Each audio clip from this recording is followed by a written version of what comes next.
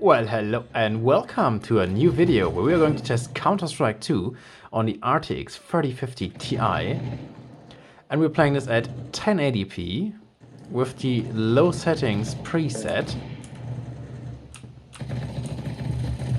Okay.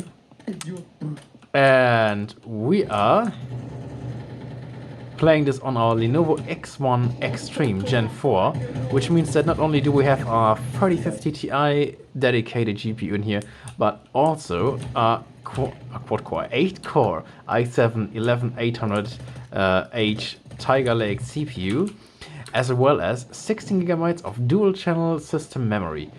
And I'm letting our CPU run completely wild in this game instead of like usually just limited to the base clock of 2.3 GHz, because in Counter-Strike you really need those very high core frequencies in order to achieve high FPS.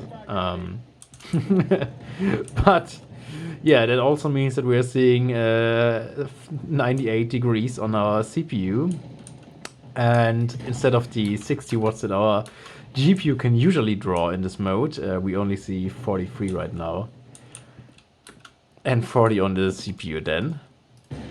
Okay. Alright, but yeah, so far this is a very playable experience, and I would have not expected anything else, obviously, here with the 3050 Ti in the system. I actually would expect a little bit higher FPS than what we're seeing right now, so this is quite bewildering to me. But yeah, to be honest, I'm still used to the Counter-Strike global offensive stats that I was seeing a few years ago when I was benchmarking other systems. So yeah, seeing these kind of low FPS here is still pretty weird. But yeah, obviously it is nevertheless completely playable and usually always above. I mean, I haven't noticed if it has actually dropped below 100 FPS. What? I just shot right through this guy. What the shit? Yeah, and excuse my terrible gameplay. Obviously, I'm not a Counter-Strike player. But yeah, this looks very fine, very playable, and I'm going to switch this up now to the high settings preset, and let's see if we can actually get more or less FPS here. It's kind of the same FPS experience, really, is it? Like around the 110 FPS here.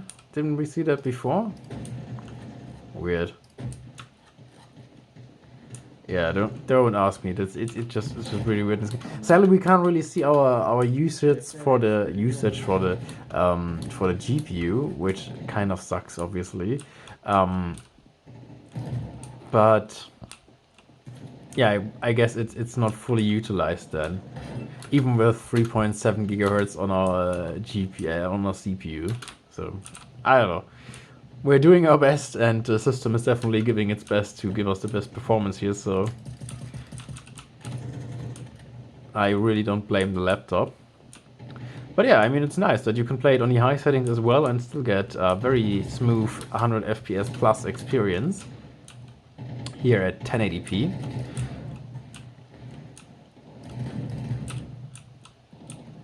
And I just love that the team deathmatch is still just mayhem and chaos.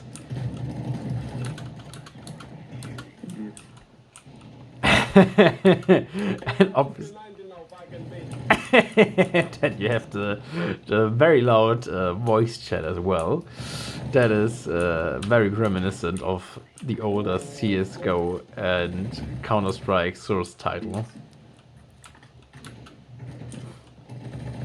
But yeah, I was dropping beneath the 100 FPS mark there, but to be honest, apart from that, I mean, this looks super playable. I wouldn't have expected anything else, to be honest. I mean, this is a very competitive shooter after all. If they would have made it so that nobody could play it, nobody would. But yeah, it's very playable on your 3050 Ti system if you have one. At least if you have a CPU which can handle some high clock frequencies, because on 2.3 GHz base clock speeds you won't really see all that high FPS in the game. But yeah, if you have a 3050 Ti, you can definitely enjoy this game at 1080p.